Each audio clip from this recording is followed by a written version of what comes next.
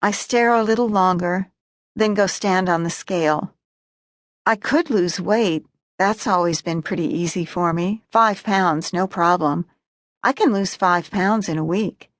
I put my lipstick on carefully. I could get some good mascara, too. I stop for coffee on my way to Rose's. My favorite Dunkin' Donuts is just at the end of my block.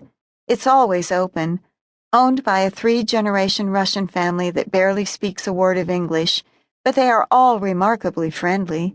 Once, when I was having trouble sleeping, I walked down there in the middle of the night in my pajamas, sweatpants and t-shirt, who could tell, and I shot the breeze with the mother, Katrina, who works nights with her husband.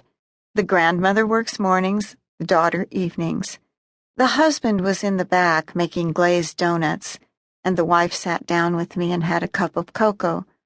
We didn't talk a lot, but our eye contact was comforting. Katrina did say, "Where's your dog?" And I told her Frank was sleeping. He was, too. He wouldn't get up. This morning, the shop is crowded, but I see that the grandmother has 2 girls helping her. I open the car door, say, "Stay, Frank," and then remember he's not with me. I don't bring him when I have to admit someone. Filling out all the forms takes at least an hour. And of course you don't want to bring your dog until you've asked the patient if it's all right. Rose Banovitz is afraid of dogs, but all my other patients really like him.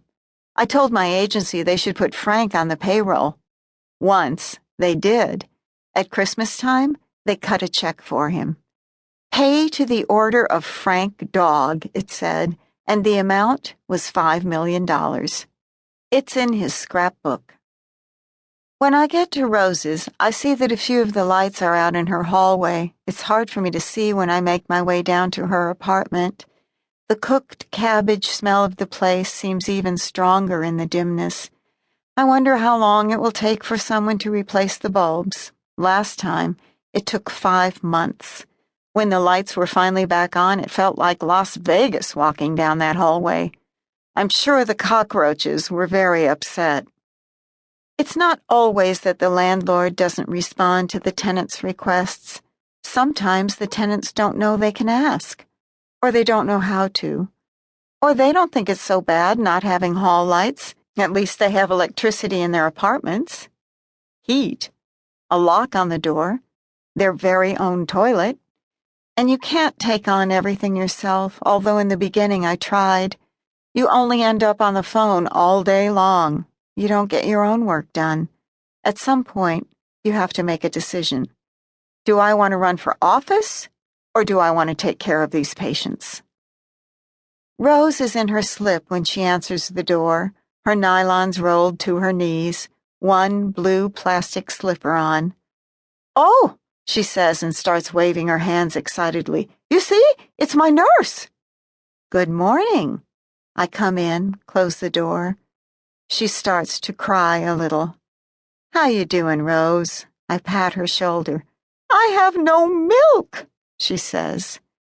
I sit at the foot of her iron bed, carefully made, covered with a formerly white chenille bedspread missing half its tufts. "You don't have any milk, huh?" I rummage in my bag for her chart. "No, and no orange juice." She sits beside me. Her thin hair is up in a bun, about 3,000 bobby pins at work back there, and a black hairnet over it. Still, strands of gray slip and fall, and these she tucks behind her ears. "Did your home health aide come yesterday? Was Tiffany here?" "No, she didn't come."